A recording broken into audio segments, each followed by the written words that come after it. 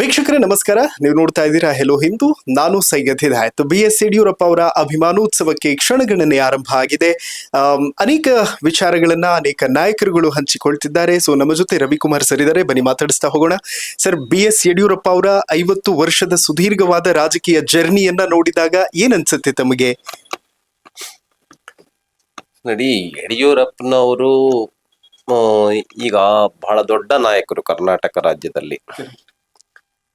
ಕರ್ನಾಟಕ ರಾಜ್ಯದಲ್ಲಿ ದೊಡ್ಡ ರಾಜಕಾರಣಿಗಳ ಲಿಸ್ಟ್ ಅನ್ನ ಬರೆಯೋದಾದ್ರೆ ಯಡಿಯೂರಪ್ಪನವರನ್ನ ಬಿಟ್ಟು ಆ ಲಿಸ್ಟ್ ಅನ್ನ ಬರೆಯಕ್ಕಾಗಲ್ಲ, ಆ ಪಟ್ಟಿಯನ್ನ ಬರೆಯಕ್ಕಾಗಲ್ಲ.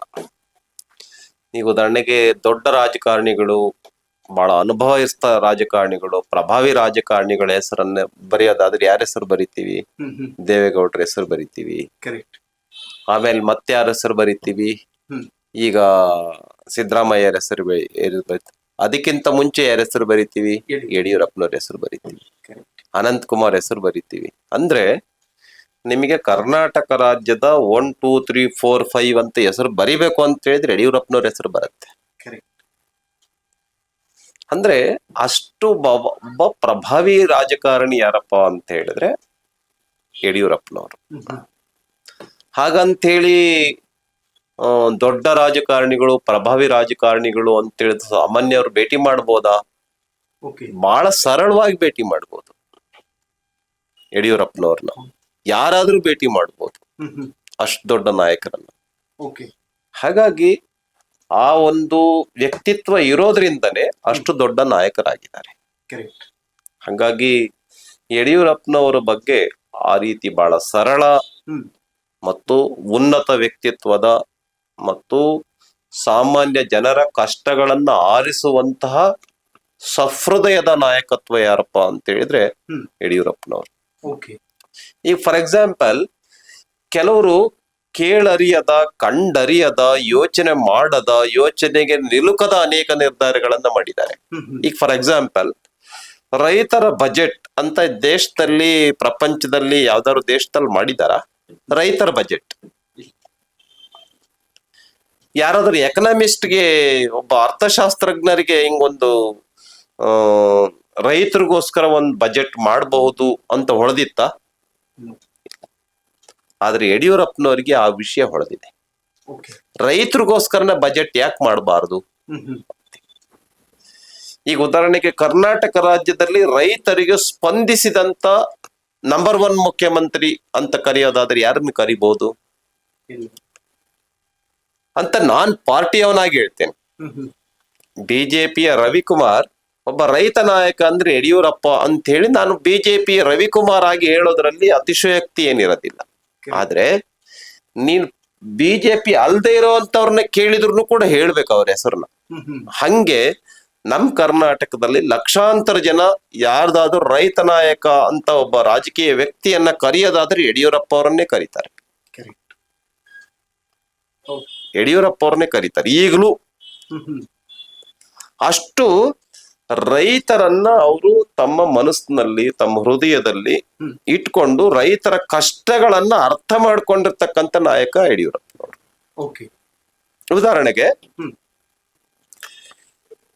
ರೈತರು ಅವ್ರಿಗೆ ಇಮ್ಮಿಡಿಯೇಟ್ ಆಗಿ ಅರ್ಥ ಆಗತ್ತ ಅವ್ರಿಗೆ. ಈಗ ಉದಾಹರಣೆಗೆ ನೀರಾವರಿ ಅಲ್ಲದೆ ಇರ್ತಕ್ಕಂಥ, ನೀರಾವರಿ ಅಲ್ಲದೆ ಕೃಷಿಕರು ಯಾರಾಗಿರ್ತಾರೆ ಅವ್ರಿಗೆ ಸಹಾಯ ಮಾಡೋದಾದ್ರೆ ಏನ್ ಮಾಡ್ಬೋದು?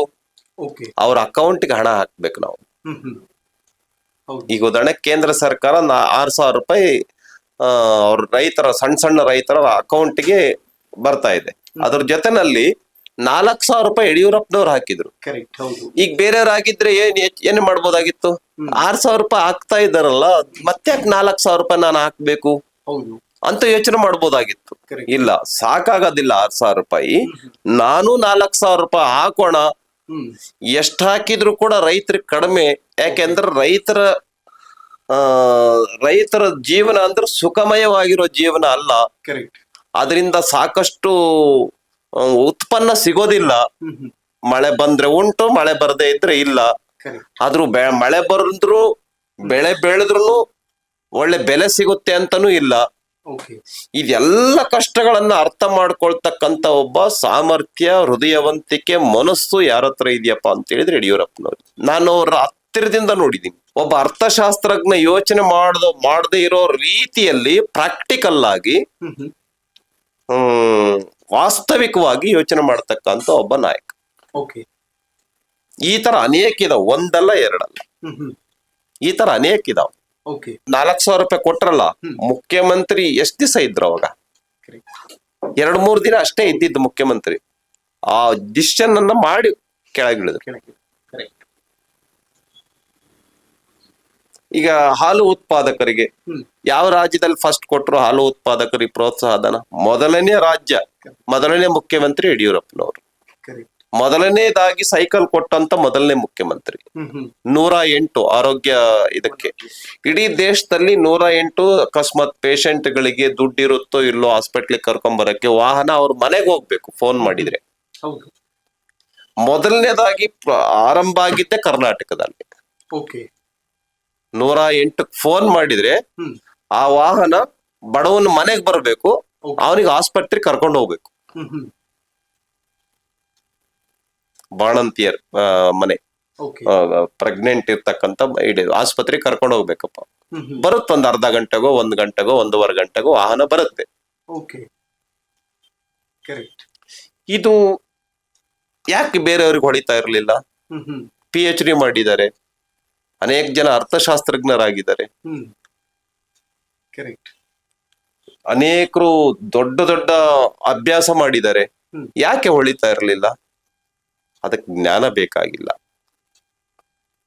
ಕಷ್ಟದಲ್ಲಿರ್ತಕ್ಕಂಥವನಿಗೆ ಏನ್ ನೀಡಿದೆ, ಏನ್ ಅವಶ್ಯಕತೆ ಇದೆ, ಅದು ಅವರಿಗೆ ಹೊಳಿತಾ ಇತ್ತು, ಅವರಿಗೆ ಅರ್ಥ ಆಗ್ತಾ ಇತ್ತು. ಇದನ್ನ ಮಾಡ್ತಾ ಇದ್ರು ಅವ್ರು. ಹಿಂಗೆ 10 ನಿರ್ಧಾರಗಳನ್ನ ಮಾಡಿದ್ದಾರೆ. ಯಡಿಯೂರಪ್ಪನವರು ಹೆಸರು ಹೇಳ್ತಾವು ಇವತ್ತು. ಈಗ ಸಂಧ್ಯಾ ಸುರಕ್ಷಾ ಯೋಜನೆ ಇದೆಯಲ್ಲ, ಸಂಧ್ಯಾ ಸುರಕ್ಷಾ ಯೋಜನೆ 60 ವರ್ಷ ವಯಸ್ಸಾಗಿರ್ತಕ್ಕಂಥ ತಂದೆ ತಾಯಿಗಳನ್ನ ಅನೇಕ ಜನ ಮಕ್ಕಳು ನೋಡ್ಕೊಳ್ಳೋದಿಲ್ಲ. ಅವ್ರಿಗೊಂದು 500 ರೂಪಾಯಿ ಪ್ರತಿ ತಿಂಗಳು ಬರುತ್ತೆ ಅಂತಾದ್ರೆ ಅವ್ರಿಗೊಂದಲ್ಲ ಒಂದ್ ಸ್ವಲ್ಪ ಸಹಾಯ ಆಗತ್ತೆ. ಅವಾಗ ಇಲ್ಲಪ್ಪ ಅವ್ರಿಗೆ ಪೆನ್ಷನ್ ಬರುತ್ತೆ ಅಂತ ಸೊಸೆನೂ ನೋಡ್ಕೋಬಹುದು, ಮಗನೂ ನೋಡ್ಕೋಬಹುದು, ಅಳಿಯನೂ ನೋಡ್ಕೋಬಹುದು. ಹೀಗೆ ಸಂಧ್ಯಾ ಸುರಕ್ಷಾ ಯೋಜನೆ, ಸಂಧ್ಯಾ ಕಾಲದಲ್ಲಿರ್ತಕ್ಕಂಥವ್ರಿಗೆ ಒಂದ್ ಸ್ವಲ್ಪ ಸುರಕ್ಷೆ ಇದು. ಈ ತರ ಅನೇಕ ಯೋಜನೆಗಳನ್ನ ತಂದಿದ್ದಾರೆ ಅವ್ರು. ಸೈಕಲ್ ಯೋಜನೆ ಅದೇ ತರ. ಬಸ್ ಇಲ್ದೆ ಬರದೇ ಇರ್ತಕ್ಕಂಥ ಹಳ್ಳಿಗಳಿಂದ ಮಕ್ಕಳು ಸ್ಕೂಲ್ ತಪ್ಪಿಸ್ಬಾರ್ದು, ಸ್ಕೂಲಿಗೆ. ಇದೇ ತರ ನಮ್ಮ ಅಟಲ್ ಬಿಹಾರಿ ವಾಜಪೇಯಿ ಅವರು ಕೂಡ ಮಾಡಿದ್ರು. ಸ್ಕೂಲ್ ಚಲೆ ಹಮ್ ಅಂತೇಳಿ. ಸ್ಕೂಲ್ ಚಲೆ ಹಮ್ ಅಂದ್ರೆ ಸ್ಕೂಲ್ ತಪ್ಪಿಸ್ಬಾರ್ದು ಮಕ್ಕಳು. ಸ್ಕೂಲ್ ಚಲೆ ಹಮ್ ಅಂತ ಹೇಳಿ ಇಡೀ ದೇಶದಲ್ಲಿ ಒಂದು ಭಾರಿ ದೊಡ್ಡ ಆಂದೋಲನ ಆಗ್ಬಿಡ್ತು. ಸ್ಕೂಲ್ ಚಲೆ ಹಮ್. ಹಂಗೆ 1000 ಜನ ವಿದ್ಯಾರ್ಥಿಗಳು ಇನ್ನೇನ್ ತಪ್ಪಿಸ್ಬೇಕು ಅನ್ನೋಂಥವ್ರು ಸ್ಕೂಲಿಗೆ ಬಂದ್ರು. ಅನೇಕರು ಜಾಬಲ್ಲೂ ಇರ್ಬೋದು. ಅಂದ್ರೆ ಅನೇಕ ಜನ ರೈತರಿಗೆ ನೆರವಾಗಿದ್ದಾರೆ, ಅನೇಕ ಜನ ಮಕ್ಕಳಿಗೆ ನೆರವಾಗಿದ್ದಾರೆ. ಹಾಸ್ಟೆಲ್ ವಿದ್ಯಾರ್ಥಿಗಳು 400 ರೂಪಾಯಿ ಊಟ ತಿಂಡಿ ಕೊಡ್ತಾ ಇದ್ದಿದ್ದನ್ನ 800 ರೂಪಾಯಿಗೆ ಹೆಚ್ಚು ಮಾಡಿದ್ದಾರೆ ಯಡಿಯೂರಪ್ಪನವ್ರು. ಅದರಿಂದ ಸ್ವಲ್ಪ ಒಳ್ಳೆ ಆಹಾರ ಸಿಗ್ತಾ ಇತ್ತು. ಇವತ್ 400 ರೂಪಾಯಿ ಒಂದ್ ಊಟಕ್ಕೆ, ಒಳ್ಳೆ ಹೋಟೆಲ್ ಹೋದ್ರೆ ಒಂದ್ ಊಟಕ್ಕೆ ಸಾಕಾಗತ್ತೆ. ಆದ್ರೆ ಒಂದ್ ತಿಂಗಳಿಗೆ 400 ರೂಪಾಯಿ ಕೊಡ್ತಾ ಇದ್ದಂತ ದಿನಗಳಲ್ಲಿ ಅದನ್ನ ನಾವ್ 800 ರೂಪಾಯಿಗೆ ಹೆಚ್ಚು ಮಾಡಿಸಿದ್ವಿ ಯಡಿಯೂರಪ್ಪನವ್ರ ಕಡೆಯಿಂದ. ಮಾಡಿದ್ರು ಅವರು. ಈ ತರ ಒಂದೆರಡಲ್ಲ ಸಾಕಷ್ಟಿದಾವೆ ಯಡಿಯೂರಪ್ಪನವ್ರ ಬಗ್ಗೆ ಹೇಳೋದಾದ್ರೆ. ಸೊ ಹಾಗಾಗಿ ಅವ್ರಿಗೆ ಇವತ್ತೇನು 9ನೇ ತಾರೀಕು ಒಂದು ಅಭಿನಂದನೋತ್ಸವ ನಡೀತಾ ಇದೆ. ಅದು ಅವ್ರಿಗೆ ಮಾಡ್ಕೊಳ್ತಕ್ಕಂತ ಅಭಿನಂದನೆ ಅಲ್ಲ, ನಮಗ್ ಮಾಡ್ಕೊಳ್ತಕ್ಕಂತ ಅಭಿನಂದನೆ ಅದು. ಓಕೆ ಸರ್, ಮತ್ತೊಂದು ವಿಚಾರ, ಎಲ್ಲಾ ಸಮುದಾಯಗಳನ್ನ ಒಟ್ಟಿಗೆ ತೆಗೆದುಕೊಂಡು ಹೋಗುವಂತ ಈ ನಾಯಕರು ಯಾರಾದ್ರೂ ಇದಾರೆ ಅಂತ ಪಟ್ಟಿ ತೆಗೆದು ನೋಡಿದ್ರೆ ಫಸ್ಟ್ ಸಾಲಲ್ಲಿ ಯಡಿಯೂರಪ್ಪ ಅವ್ರು ನಿಂತ್ಕೋತಾರೆ. ಬ್ರಾಹ್ಮಣ ಅಭಿವೃದ್ಧಿ ನಿಗಮ ಮಂಡಳಿ ಆಗಿರ್ಬೋದು ಎಲ್ಲ. ನಾನು ಹೇಳ್ತೀನಲ್ಲ, ಯಡಿಯೂರಪ್ಪನವರು ಅಂತ ಹೇಳಿದ್ರೆ ಸಾಮಾಜಿಕ ಸಾಮರಸ್ಯಕ್ಕೆ, ಸಾಮಾಜಿಕ ಸರ್ವಸ್ಪರ್ಶಿಗೆ, ಸಕಲ ಸಮಾಜಗಳನ್ನ ಟಚ್ ಮಾಡಿರುವಂತ, ಆತ್ಮೀಯವಾಗಿ ಆಲಿಂಗನ ಮಾಡ್ಕೊಂಡಿರ್ತಕ್ಕಂತ, ಆತ್ಮೀಯವಾಗಿ ನೋಡ್ಕೊಂಡಿರ್ತಕ್ಕಂತ ನಾಯಕ ಯಡಿಯೂರಪ್ಪನವರು. ಈಗ ಉದಾಹರಣೆಗೆ ಹ್ಮ್. ಮುಸ್ಲಿಂ ವಿರೋಧಿ ಅಂತ ಕರೀತಾರಲ್ಲ, ಹ್ಮ್. ಈ ಪ್ರೊಫೆಸರ್ ಮುಮ್ತಾಜ್ ಅಲಿ ಖಾನ್ ಹ್ಮ್. ಅವ್ರು ನಮ್ ಕಾರ್ಯಕರ್ತರು. ಕರೆಕ್ಟ್. ಅವ್ರನ್ನ MLC ಮಾಡಿ ಮಂತ್ರಿ ಮಾಡಿದ್ರಲ್ಲ, ನಾವು ಮುಸ್ಲಿಂ ವಿರೋಧಿನ. ಕರೆಕ್ಟ್. ಅವ್ರೇನ್ MLA ಆಗಿದ್ರ, ಗೆದ್ದು ಬಂದಿದ್ರ? ಹೌದು. ಇಲ್ಲ. ಕರೆಕ್ಟ್. ಪ್ರೊಫೆಸರ್ ಮುಮ್ತಾಜ್ ಅಲಿ ಖಾನ್ ಅನ್ನ MLC ಮಾಡ್ಬಿಟ್ಟು ಮಂತ್ರಿ ಮಾಡಿದ್ರು. ಓಕೆ.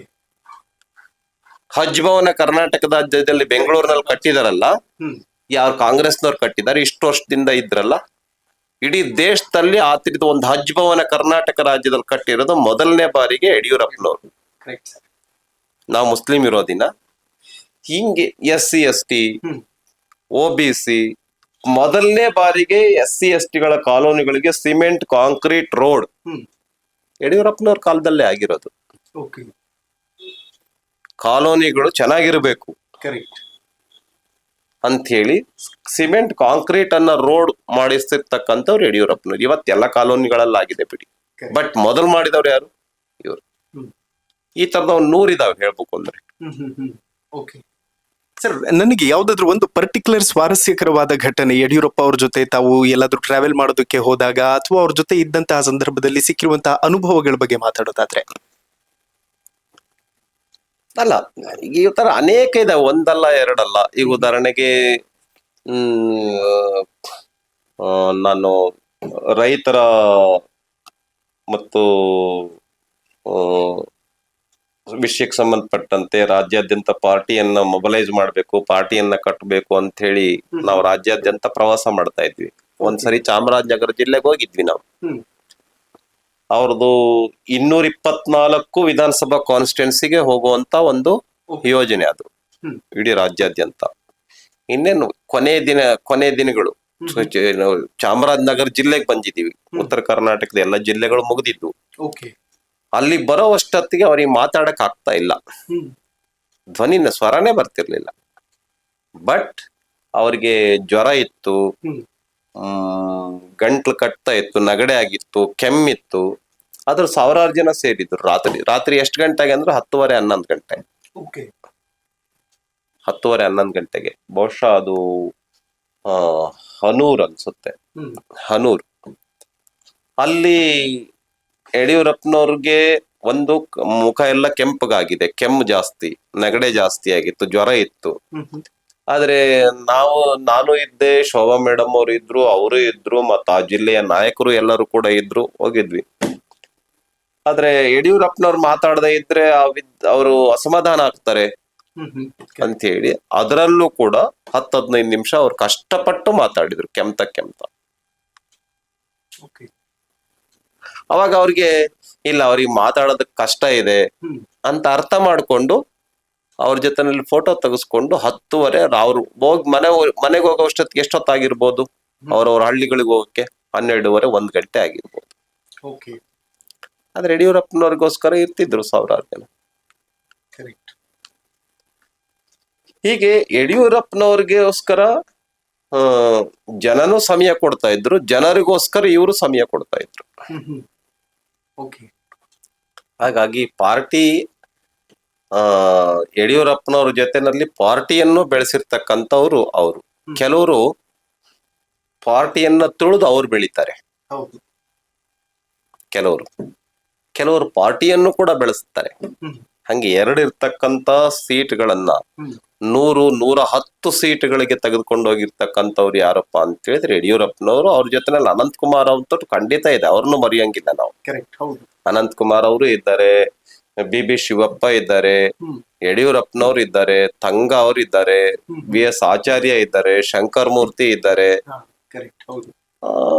ಈ ತರ 10 ಜನ ಇದ್ದಾರೆ. ಆದ್ರೆ ಯಡಿಯೂರಪ್ಪನವರು ನಮ್ ನಾಯಕರು ಅಂತ ಇವರೆಲ್ಲರೂ ಒಪ್ಕೊಂಡಿದ್ದಾರೆ. ಇವ್ರಿಗಿನ್ನ ದೊಡ್ಡವರು ಇದ್ದಾರೆ ಅದ್ರೊಳಗೆ, ಆದ್ರೆ ಯಡಿಯೂರಪ್ಪನವ್ರು ನಮ್ ನಾಯಕರು ಅಂತ ಎಲ್ಲರೂ ಒಪ್ಕೊಂಡು. ಯಾಕಂದ್ರೆ ಅವ್ರಿಗೆ ಅಷ್ಟು ಕಳಕಳಿ ಇದೆ, ಅಷ್ಟು ಪ್ರಭಾವಿಯಾಗಿ ಅವ್ರ ವಿಚಾರಗಳನ್ನ ಹೇಳೋರು, ಸ್ಪಂದಿಸೋರು ಜನರಿಗೆ. ಇವ್ರ ಜೊತೆನಲ್ಲಿ ಇವರೆಲ್ಲರೂ ಬರ್ತಿದ್ರು.